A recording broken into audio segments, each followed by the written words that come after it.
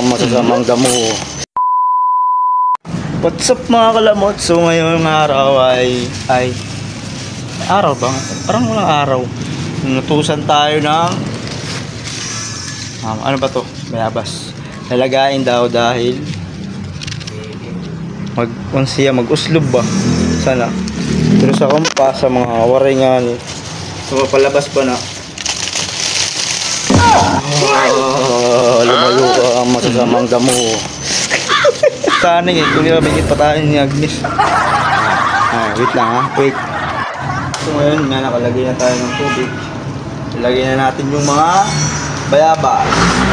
Mini, mini, mo. Mini, mini, mo. I love you, I love you too, I love you three. Agnes. Oh no! Lagyan natin kasi meron tayong kukulamin. Ayaw, di ba? Kasi pag-concept di ba, pag-ikori, yung nagkukuhan siya naglalaso, di ba? Kasi di ba, tapos pusluban, pusluban bambu. Forward natin.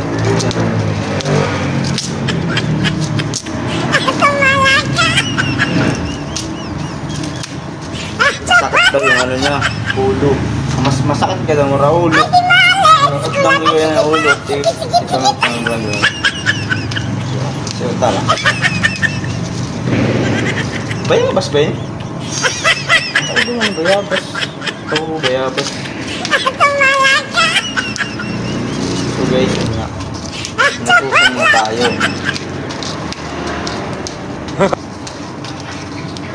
Gawa daw tayo ng linagang bayabas.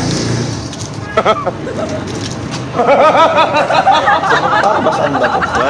Kakalam ko lang bagong huli. Diba? Ano mo ko? Tatapos guys, ari ko. Laglag.